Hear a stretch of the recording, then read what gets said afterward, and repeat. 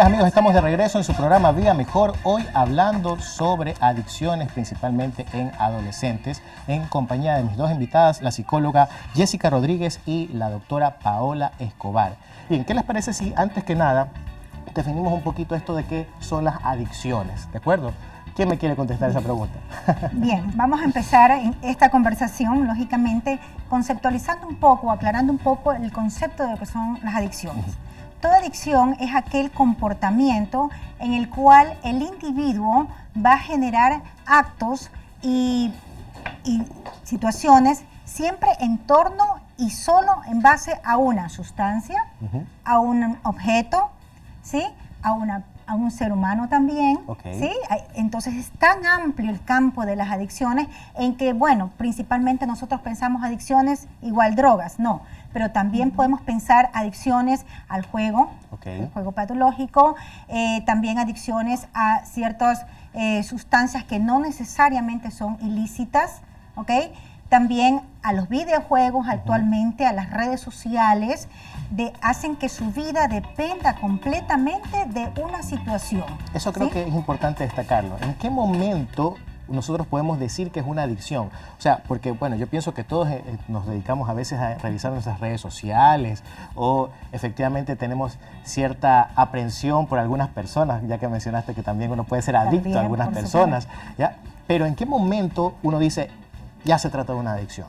Bien, la característica es que toda su vida gira en torno de esa situación. ¿Sí? Su vida personal se ve en desmedro generalmente por ir en busca de esa situación. No puede ser feliz, no puede vivir, se siente que no es él, ¿sí? No tiene al lado esa, o en su organismo, esa sustancia, o esa persona, o ese objeto, o esa actividad.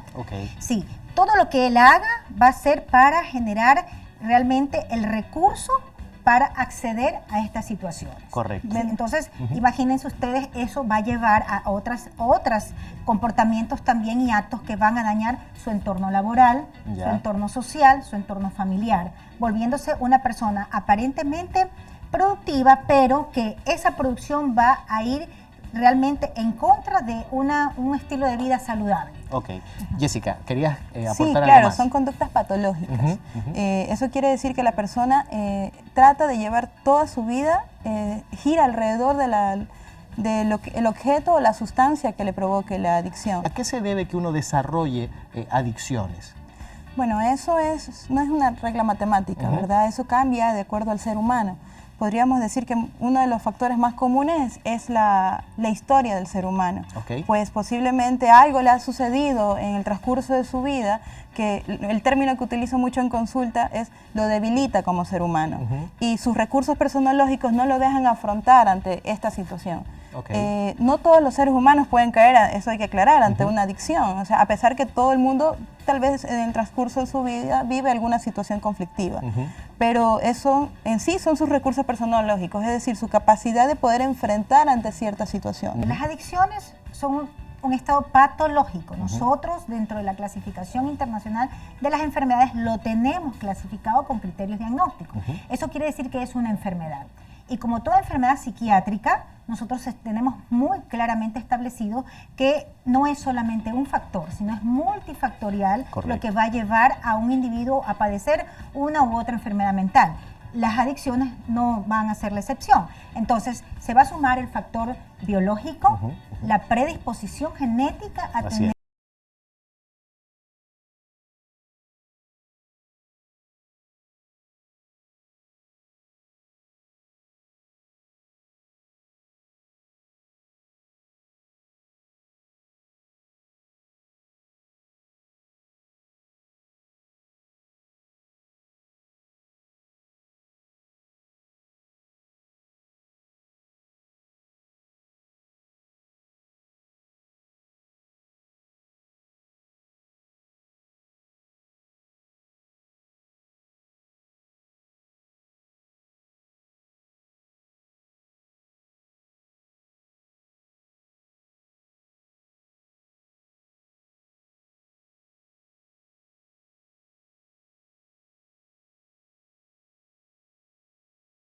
cierta predisposición para desarrollar alcoholismo, por ejemplo, ¿ya?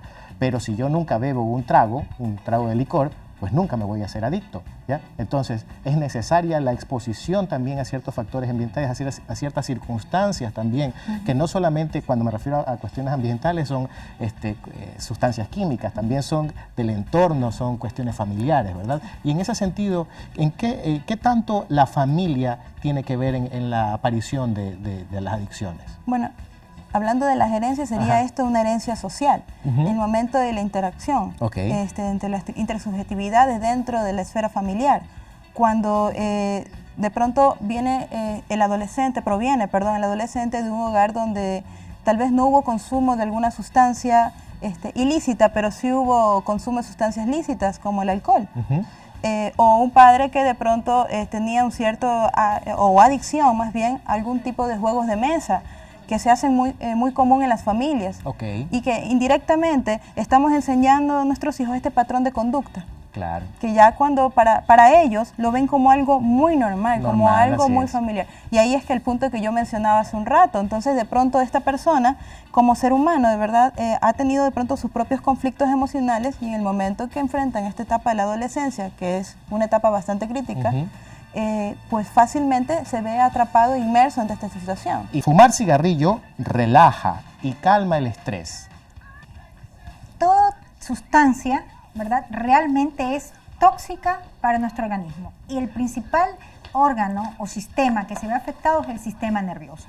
Aparentemente le podemos dar el significado de relajación y tranquilidad, pero este consumo frecuente y consecutivo definitivamente resulta después en ser un irritante para el sistema nervioso.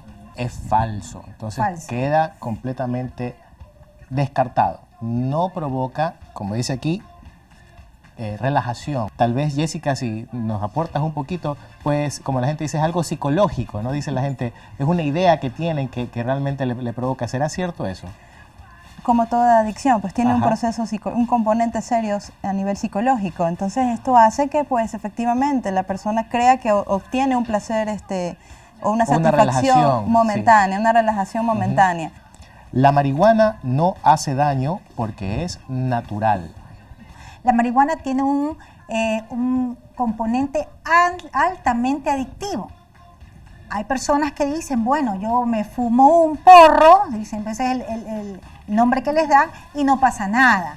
En efecto, lo uso, por ahí alguien se ríe, ¿no? En efecto, lo uso para relajarme y lo puedo dominar.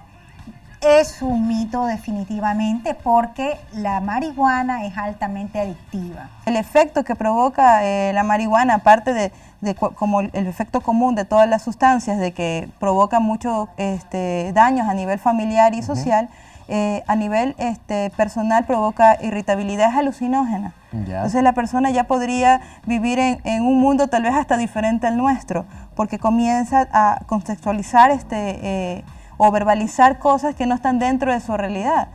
La primera vez que se consume cocaína no te hace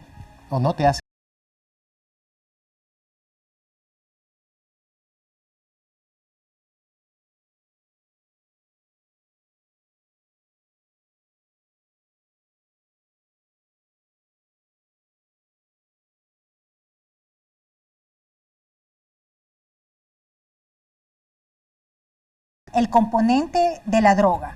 Entonces, la cocaína también va a presentar no crean definitivamente que si se consumen una dosis no va a pasar nada. Pasa. Por eso siempre en las campañas decimos no, porque con la primera te quedas enganchado. La cocaína tiene otros efectos psicológicos, psicosociales. Ya no es solamente, el sistema de creencias de ellos ya no es igual que el que consume marihuana. En cambio, ellos están conscientes, sumamente conscientes de que ellos consumen una sustancia, pero la persona cocainómana tiene a tener una conducta un poco más agresiva, más a la defensiva, más irritable. En el caso de la cocaína, así como otras sustancias, todo el problema está aquí en el cerebro. Concretamente en ciertas regiones del cerebro en donde están nuestros sistemas de recompensa. Verán, nuestro cerebro normalmente nos recompensa con ciertas sustancias que nos dan placer cuando nosotros hacemos algo que va a favor de la preservación de la especie, ¿sí? Es decir, por eso es que muchas veces nosotros tenemos placer, por ejemplo, comiendo, ¿ya? O tenemos obviamente el placer al tener las relaciones sexuales y así por el estilo. Pero el tema es que las drogas, muchas de ellas lo que hacen es liberar sustancias en nuestro cerebro que justamente activan esas zonas de recompensa, de placer y nos hacen sentir bien. Pero a diferencia de los ejemplos que di anteriormente, esto es una forma de provocar placer, pero de manera química, de una manera irreal, ¿verdad? Que depende de otra sustancia, no es un placer provocado por un acto biológico, ¿ya? Entonces, justamente por ese placer y por volver a sentir lo mismo es que se genera nuevamente la búsqueda de estas sustancias. Solo puedes recuperarte de una adicción mediante una hospitalización. Aquí vamos a decir que tiene cierta parte de verdad. ¿Por qué? Porque va a depender el cuadro clínico en el que ya se encuentra el individuo consumidor. ¿Cuándo necesita una hospitalización? Cuando está en abstinencia, cuando está en una intoxicación aguda, cuando el comportamiento de él ha generado y corre riesgo de realmente su integridad en cuanto a hacerse daño a sí mismo y hacer daño a otras personas. Necesita entonces, como una manera de contención, la hospitalización para ser manejado clínicamente. Entonces, desde este punto de vista, sí necesita una hospitalización. Nosotros en el Instituto de Neurociencias tenemos una unidad que se llama la Unidad de Conductas Adictivas.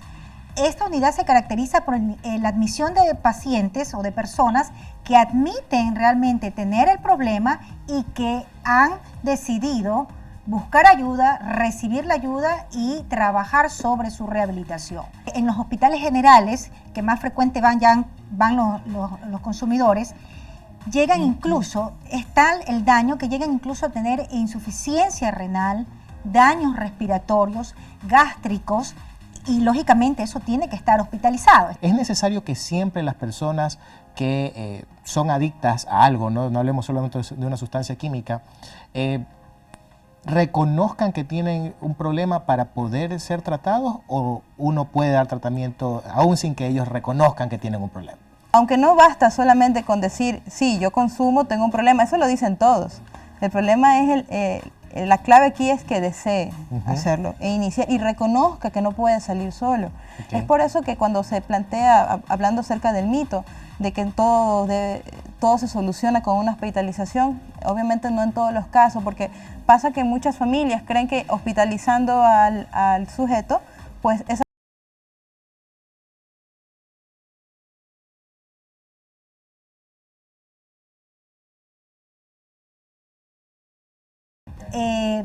puede agravarse realmente si no se tiene, si no ha recibido un tratamiento pleno, consciente, profesional, ¿verdad? Quizás corra más el riesgo de ir desaforadamente a ponerse al día de ese consumo que no ha tenido durante los meses de su hospitalización. Pero si el trabajo ha sido manejado de una manera técnica, eminentemente profesional, con todo lo que requiere el manejo de las adicciones, podemos de alguna manera estar un poco más seguros de que este individuo afuera va a seguir con su proceso de rehabilitación, porque esto es para siempre, ¿no? Las adicciones es una enfermedad crónica en donde siempre va a tener el riesgo de consumir y va a depender de todos estos factores que hemos conversado, el ambiente, la familia y las oportunidades que se le dé a este individuo de salir de este consumo. Una persona, una vez que ha salido de rehabilitación, tiene el potencial peligro de volver a recaer toda su vida, ¿verdad, Jessica? Por eso es la importancia de que la persona sepa que es un trastorno por sustancia de consumo psicoactivas en el caso de las adicciones a sustancias. Si no tiene una conciencia acerca del consumo, pues lamentablemente la persona va a volver al consumo. Y lo importante es que no solamente salga de la clínica y de la clínica de rehabilitación en que haya estado ingresado y nunca más sepa de ningún tratamiento. Tiene que existir un tratamiento ambulatorio de refuerzo constantemente. Para un joven, estar más de 3 horas frente al computador causa adicción. Es decir, ya nos estamos saliendo del tema de las sustancias químicas, de las drogas, ahora estamos hablando de las computadoras. ¿Realmente eso puede provocar adicción, estar frente a la computadora mucho tiempo? O tal vez también frente al televisor, no lo sé. Si está tanto tiempo en una computadora es porque no tiene quizás la opción, ¿verdad?, a tener un intercambio, una comunicación directa con las personas más cercanas a él, ¿sí? Entonces, ¿qué pasa? Que si tú tienes una conducta, lo haces hábito, y que no es un buen hábito, estamos hablando de un mal hábito, estar frente a la computadora y no necesariamente para hacer tareas, porque eso te pueden decir, ¿no? Ah, no, es que estoy haciendo mis tareas, me mandaron por la plataforma tales tareas y estás ahí, pero no están haciendo eso, y hace que esta sea la única forma o la única vía de hacer amigos, de intercambiar una conversación con personas que quizás ni siquiera conozca, que corre el riesgo de que las personas que están detrás con una imagen que de pronto no es la correcta, no es la verdadera, lo lleva a hacer cosas indebidas en contra de su integridad. Hablemos que el niño y el adolescente de por sí es una etapa de mucha vulnerabilidad, que cuando no se tiene estos elementos protectores como son la familia, ¿no? La comunicación, hábitos saludables dentro de la familia, pues cae fácilmente en este tipo de adicciones. Los videojuegos, el internet, las redes sociales sí son también productos, hablando casi como a nivel de las drogas, como te puede generar una conducta adictiva. Tu vida depende de eso. Es que el problema en sí no es el objeto o la sustancia a la que el joven caiga en adicción, más bien es el joven que de pronto, bueno, en la etapa de la adolescencia, una de las características psicológicas que está en el adolescente pues es el sentido de pertenencia. Correcto. Ellos buscan sentirse aprobados, sentirse queridos. Por eso llegan a cambiar el amor que tenían de niños hacia sus padres por el amor hacia los amigos, hacia alguna otra persona. Es por eso que si nuestro hijo está pasando tanto tiempo en redes sociales o algún tipo de tecnología, tendríamos que preguntarnos qué es lo que busca mi hijo a través de eso, qué le está faltando. ¿Qué les parece si revisamos una consulta que nos han hecho a través de nuestras redes sociales? ¿El cigarrillo electrónico causa adicción? El cigarrillo electrónico es el mismo comportamiento. Quizás no tenga la nicotina. No puedo afirmarlo, que también tiene un efecto perjudicial a nivel orgánico. Que el cigarrillo electrónico, como ustedes bien han dicho, es sustituir una cosa por la otra, tal vez menos mal, entre comillas, pero no estamos resolviendo ningún problema. ¿Qué les parece si atendemos una llamada que tenemos en espera? Hola, muy buenas noches. Hola, buenas noches. ¿Cuál es su nombre, mi amiga? ¿De dónde nos llama? Mariela. Mariela, ¿de dónde nos llama? Sí, de Puerto Viejo. Bienvenida, Mariela. Cuéntenos cuál es su consulta. Doctor, yo quisiera saber qué debo hacer si mi hijo sospecho que mi hijo está consumiendo drogas. Ok, muchas gracias por su consulta. Jessica, ¿qué nos puedes comentar al respecto? Bueno, contestándole la pregunta a Mariela, eso es una duda, una inquietud que muchos padres traen a lo que es en consulta, en el neurociencia.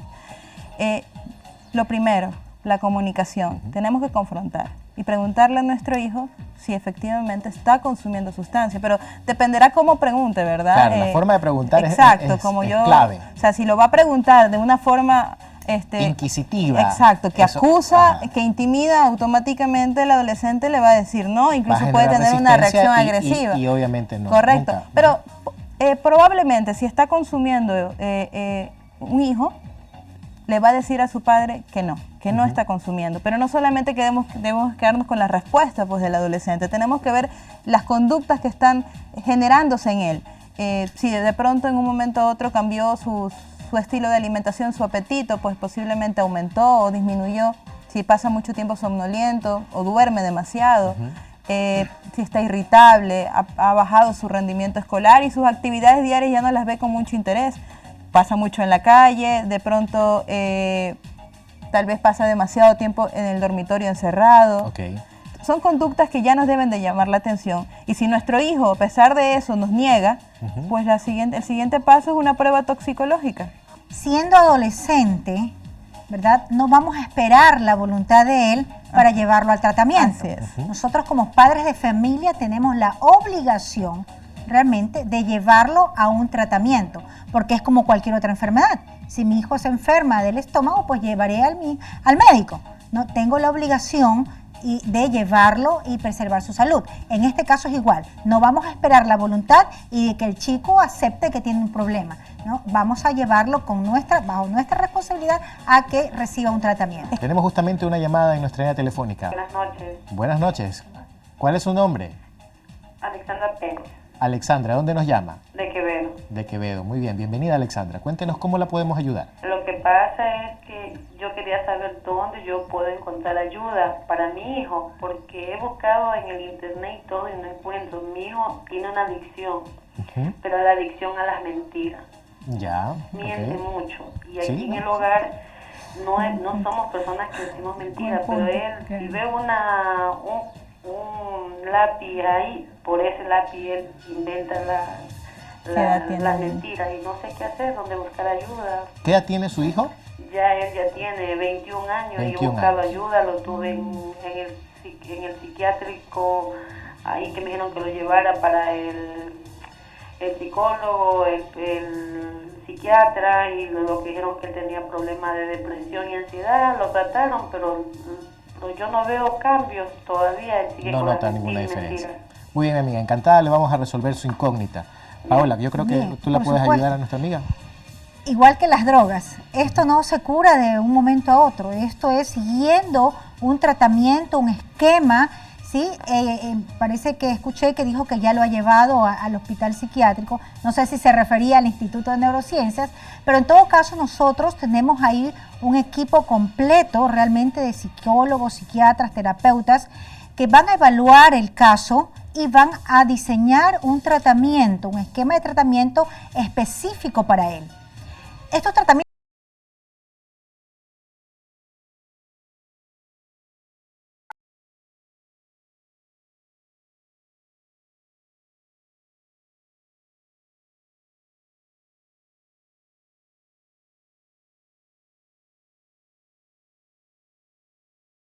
voy a seguir al médico. Entonces, ese es un error gravísimo que nosotros como médicos, como profesionales, en cada consulta tenemos que reforzar.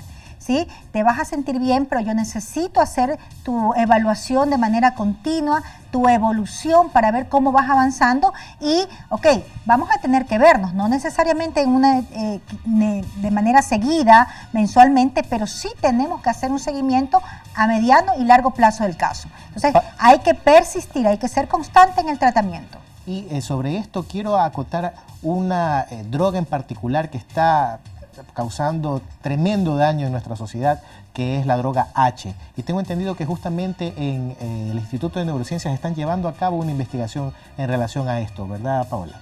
Así es, pues nosotros en esto de tratar y hacer prevención llevamos muchos años realmente como hospital de especialidad. Llevamos algún tiempo tras este tema, pero ahora en vista de la situación que cada vez se agudiza más y que es preocupante porque nadie se escapa de este tipo de conductas y de daño, nosotros hemos hecho cartas de invitación a instituciones para poder ser parte de un gran proyecto que lo hemos denominado Componentes de la Droga H. ¿Qué queremos hacer? Saber con más exactitud, con más certeza, qué compone, ¿verdad?, esta sustancia que la hemos visto en sobrecitos, que decimos que tiene heroína, pero también tiene otras sustancias dañinas, letales, en las cuales crean un daño, a veces, muchas de las veces, irreversible en el organismo. Es en realidad un cóctel, una mezcla, ¿verdad? Así es. ¿Sí? Entonces, esa es una primera parte. Perdona que te interrumpa, yo te comentaba tras las cámaras que he escuchado que incluso tienen insecticida, ¿es verdad eso? Así es, tienen múltiples sustancias, tienen sedantes, sustancias que utilizan para hacer maquillajes, o sea, una serie de sustancias que es inimaginable y que no podemos seguir diciéndolas sino hasta tener la certeza cuáles son y en qué cantidad están y sobre todo cuál es el efecto de estas sustancias en el organismo. ¿Con qué sentido queremos hacer esto? Para saber con exactitud, ¿verdad?, el componente, el efecto y cómo vamos a manejar de manera clínica estos daños, por una parte. Por otra parte, también queremos hacer un estudio para, como parte de este mismo estudio, de este proyecto, qué efectos clínicos y psicopatológicos produce el consumo de la sustancia, que no es igual en un niño, en un adolescente y en un adulto. Otro tercer punto de este gran proyecto es determinar de una manera más certera y de acuerdo a diferentes poblaciones dentro de nuestra misma ciudad, cuáles son los factores psicosociales que lleva al individuo, queremos centrar mucho más en niños y adolescentes, al consumo. Queremos graficar, caracterizar este núcleo familiar y la sociedad en la que está desarrollándose este individuo que lo lleva al consumo. Y otro cuarto punto realmente es la parte legal. Amigos, lamentablemente se nos ha quedado el tiempo corto para este tema tan interesante. Jessica, Paula, muchas gracias por acompañarnos. Recuerden, amigos, nosotros salimos en vivo todos los días a partir de las 7 de la noche y tenemos el reprise a las 9 de la mañana por su canal universitario. Soy Javier Landívar, su médico en cáncer. Nos vemos pronto.